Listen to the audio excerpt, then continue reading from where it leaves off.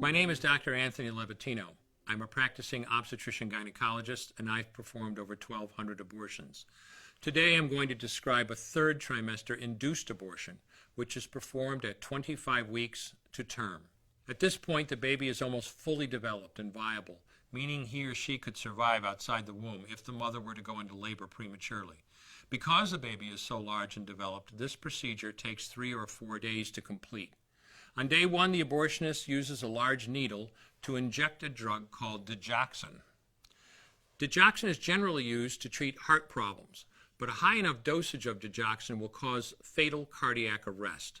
The abortionist inserts the needle with the digoxin through the woman's abdomen or through her vagina and into the baby, targeting either the head, torso, or heart. The baby will feel it. Babies at this stage feel pain. When the needle pierces the baby's body and the digoxin takes effect, the life of the baby will end. The abortionist then inserts multiple sticks of seaweed called laminaria into the woman's cervix. They will slowly open up the cervix for delivery of a stillborn baby.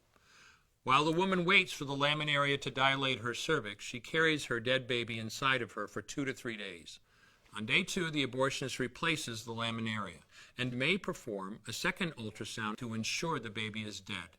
If the child is still alive, he administers another lethal dose of digoxin. The woman then goes back to where she is staying while her cervix continues to dilate. If she goes into labor and is unable to make it to the clinic in time, she will give birth at home or in a hotel. In this case, she may be advised to deliver her baby into a bathroom toilet. The abortionist then comes to remove the baby and clean up.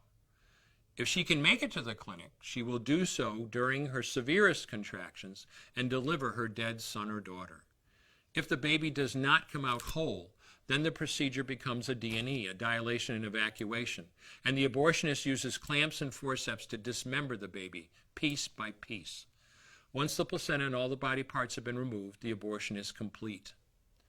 Late-term abortions have a high risk of hemorrhage, lacerations, and uterine perforations, as well as a risk of maternal death. Future pregnancies are also at a greater risk for loss or premature delivery due to abortion-related trauma and injury to the cervix. As I mentioned at the beginning, I'm Dr. Anthony Levatino, and in the early part of my career as an OBGYN, I performed over 1,200 abortions. One day, after completing one of those abortions, I looked at the remains of a preborn child whose life I had ended, and all I could see was someone's son or daughter. I came to realize that killing a baby at any stage of pregnancy for any reason is wrong. I want you to know today, no matter where you're at or what you've done, you can change. Make a decision today to protect the preborn. Thank you for your time. I will no longer do any more abortions. When you finally figure out that killing a baby that big for money is wrong, that it doesn't take you too long to figure out it doesn't matter if the baby is this big or this big or this big or maybe even this big, it's all the same. And I haven't done any since then, and I never will.